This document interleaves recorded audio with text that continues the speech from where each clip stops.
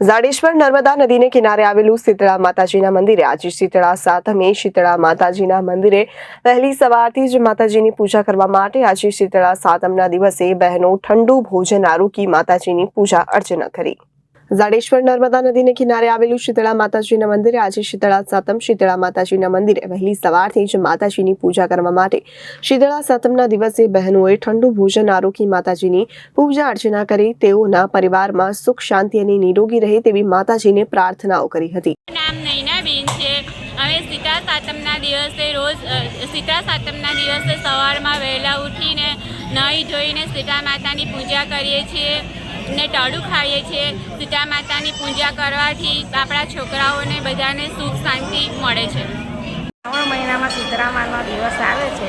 ઠંડુ ખાઈને આખો દિવસ ઉપવાસ કરવાનો રહે છે। નાના બાળકોને શીતળા માના મંદિરે પગે લગાડવાથી આખું વર્ષ સરસ અને નિરોગી અને શાંતિપૂર્ણ પસાર થાય છે।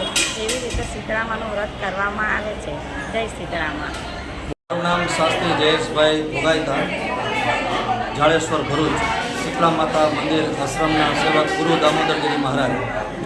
આજરોજ પવિત્ર શ્રાવણ મહિનાની સુદ સાતમ એટલે કે શીતળા સાતમ તરીકે આપણે ગુજરાતમાં ઓળખવામાં આવે છે અને ખૂબ એનું મહત્ત્વ છે।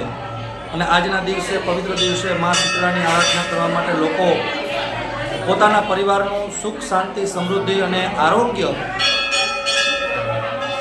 એમનું તંદુરસ્ત રહે એના માટે મા જગદંબા શીતળાને પ્રાર્થના કરીને આજના દિવસે ઠંડુ ખાવાનું ખૂબ મહત્ત્વ છે। તો આજના દિવસે અહીંયા મંદિર પર દર્શન કરી માતાજીને અર્પણ કરે છે અને પોતે પણ આરોગ્ય છે અને સૌ પોતપોતાના પરિવારનું તંદુરસ્ત શરીર રહે એના માટે ખાસ અહીંયા નર્મદાના કિનારે ભરૂચ જાડેશ્વરમાં ખૂબ જ પ્રખ્યાત મા શીતળા કે જે સ્વયંભૂ છે અને સૌની મનોકામના પૂર્ણ કરનારી આ જગદંબા મા શીતળામાં અહીં બિરાજિત છે।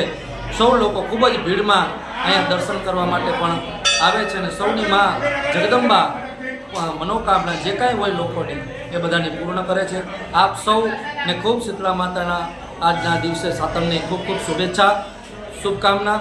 ભગવાન સૌનું મંગલ કરે। સર્વત્ર સુખીના સંતો સર્વે સંતુ નિરામયા સર્વે ભદ્રાણી પશ્યંતો મા કશ્ચિત દુઃખ ભાગ ભવે। નર્મદે હર। જય માતાજી, જય મહાદેવ। Reporter Viral Gohil, Janadesh news, Bharuch.